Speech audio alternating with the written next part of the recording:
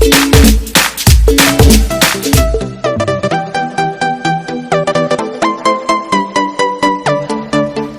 बच्चों, पिछले वीडियो में हम लोग पढ़ाई किए थे कि गोलीय दर्पण के छोटे छोटे टर्म्स जो थे, मुख्य फोकस, ध्रुव, मुख्य अक्ष, वक्रता केंद्र, वक्रता त्रिज्या के बारे में आज हम पढ़ने वाले हैं। वैसे पढ़ने वाले तो थे किरण आरेख के, मतलब कैसे मतलब कोई भी प्रकाश किरण कहाँ से आएगा तो वो परावर्तन के बाद कहाँ जाएगा। बट उससे पहले एक फॉर्मूला हम प्रूफ करना चाहते हैं। जैसे आप लोग, जैसे कहने का मतलब ये हुआ कि वक्रता केंद्र एवं फोकस दूरी के बीच संबंध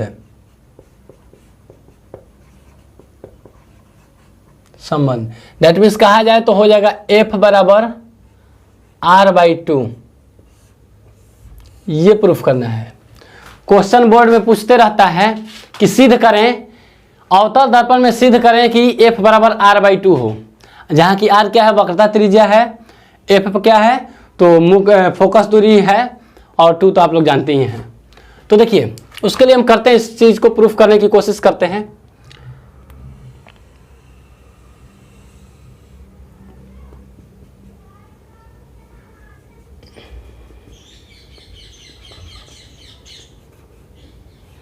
देखिए, साथ ही साथ लिखते चलें। जैसे देखिए, माना कि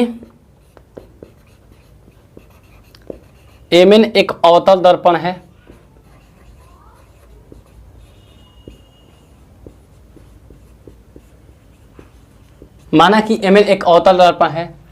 जिसका ध्रुव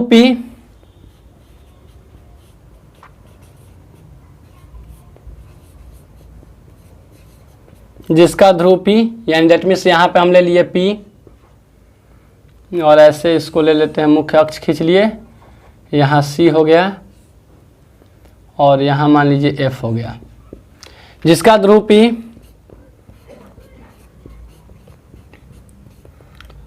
मुख्य फोकस F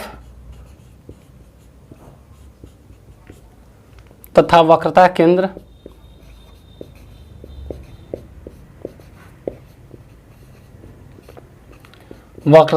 C है।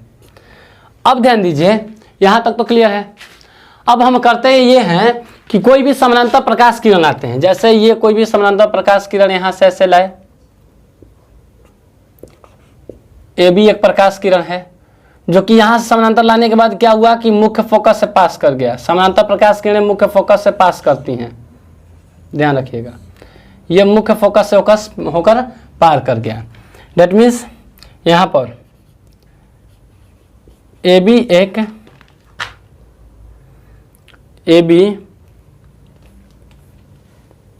AB मुख्य अक्ष के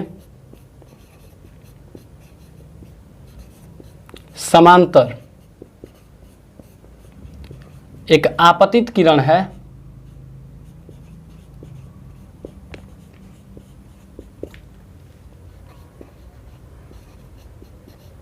जो परावर्तन के बाद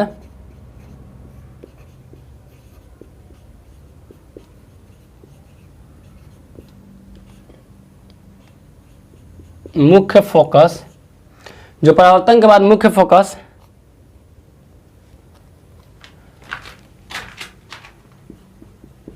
F से होकर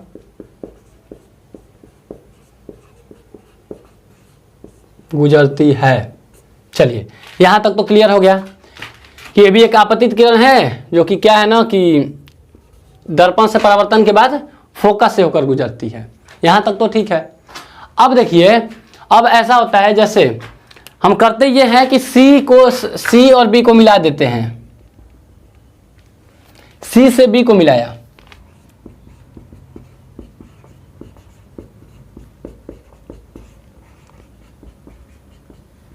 ध्यान दीजिए। अब जब C B से मिल जाएगा तो CB जो होता है वो किस चीज का काम करेगा तो नॉर्मल का, यानी कहने का मतलब कि अभिलंब का काम करेगा। इस पॉइंट पे ये अभिलंब का काम करेगा। तो चलिए देखिए, अब ये अभिलंब का काम करेगा तो ये देखिए परावर्तन के नियम से क्या ये दोनों इक्वल होंगे? यानी एंगल ए बी सी बराबर होगा एंगल सी बी एफ। कैसे? तो परावर्तन के नियम से।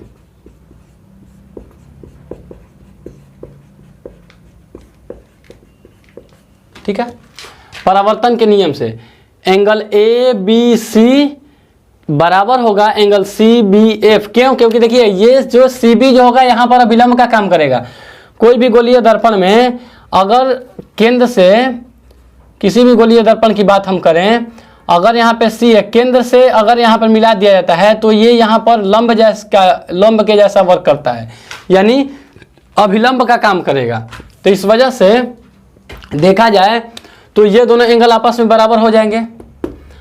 तथा देखिए ए बी जो है पीसी के समानांतर, क्योंकि मुख्य अक्ष के समानांतर रेखा है तो ए बी और पीसी समानांतर है।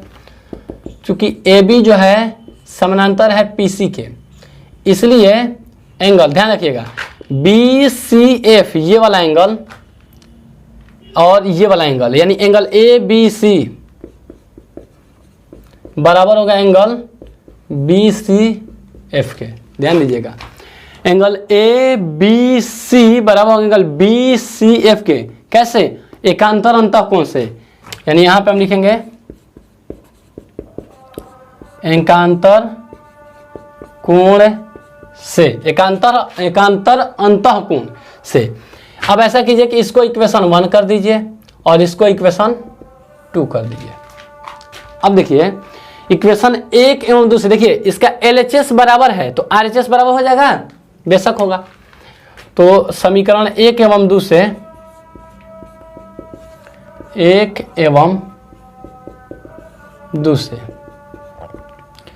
एंगल CBF बराबर होगा एंगल BCF, एंगल CBF बराबर एंगल BCF। अब कहने का मतलब यह हुआ कि एंगल, ये वाला एंगल और ये वाला एंगल दोनों आपस में बराबर हो गया, इसलिए त्रिभुज CBF में, देखिए CBF में ध्यान दीजिए तो ये क्या है? समद्विबाहु त्रिभुज, यानी हम ये लिख सकते हैं, इसलिए त्रिभुज CBF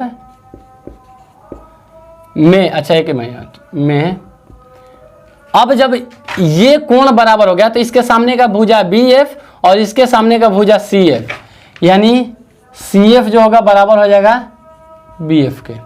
क्लियर है? किसी भी त्रिभुज में, क्लास 9th में हम लोग पढ़े थे कि किसी भी त्रिभुज में यदि दो कोण बराबर हो तो उसके आमने सामने की भुजाएं आपस में बराबर होती हैं। तो ये दोनों त्रिभुज, ये अगर इस त्रिभुज, अगर इसे त्रिभुज मान लिया जाए तो ये दोनों कोण सेम हो गया। दैट मीन इसके सामने का कोण भुजा CF और इसके सामने का भुजा BF, दोनों क्या होगा? एक दूसरे के इक्वल होगा, यानी CF जो होगा बराबर हो जाएगा BF के। अब यहीं पर अब ध्यान दीजिए, अब इसको इक्वेशन 3 कर दीजिए। अब देखिए यदि BF अगर B बिंदु P के काफी निकट हो, यदि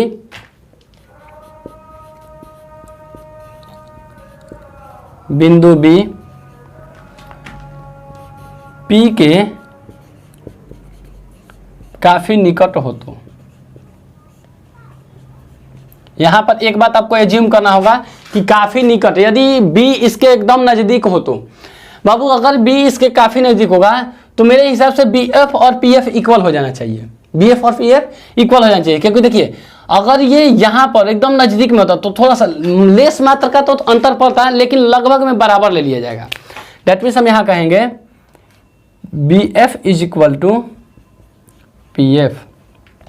अब देखिए समीकरण 3 में इस BF का मान रखते हैं,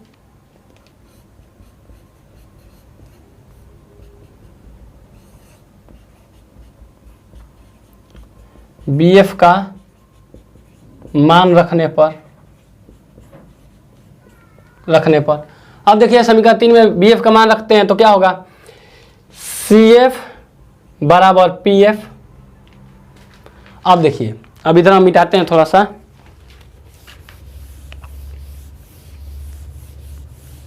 देखिए अब ये हुआ कि सी एफ बराबर पी एफ, यानी सी एफ जो हो गया पी एफ के बराबर आ गया।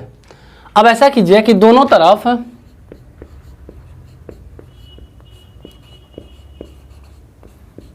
पी एफ जोड़ने पर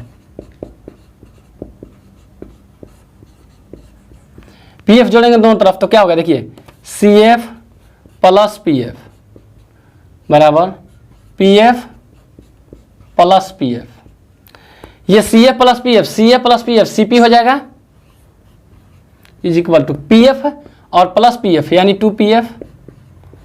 और मेरे हिसाब से Cp को हम R कह सकते हैं, वक्रता त्रिज्या, वक्रता ये केंद्र है और ये ध्रुव है, इसके बीच की दूरी को हम R कह सकते हैं, वक्रता त्रिज्या कह सकते हैं, बराबर 2 इंटू पी एफ। इसे ही तो वक्रता, इसे ही तो मुख्य फोकस दूरी कहा जा रहा था कि फोकस और ध्रुव के बीच की दूरी को फोकस दूरी कहते हैं।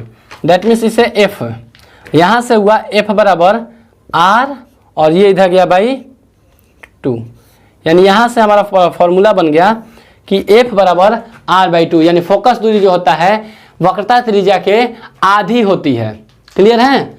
अब ध्यान दीजिएगा, ये क्वेश्चन ये होता है कि आप दोनों तरफ pf क्यों जोड़े। तो देखिए हम क्या देख रहे हैं, हमें प्रूफ क्या करना था, f बराबर R/2। मेरे पास क्या है, सी एफ बराबर पी एफ, यानी मुझे R लाना है। R लाने के लिए हमको पूरा चाहिए, तो सी एफ में हम पी एफ जोड़ दिए, तो एक तरफ तो जोड़ नहीं सकते हैं, एक तरफ तो ऐड कर नहीं सकते हैं, आपको दोनों तरफ ऐड करना होगा तब इक्वल इक्वेशन बनेगा। तो दोनों तरफ इसलिए ऐड कर दिए। तो चलिए उम्मीद करते हैं आप लोगों से कि आप लोग इस फॉर्मूला को का डेरिवेशन आप समझ पाए होंगे।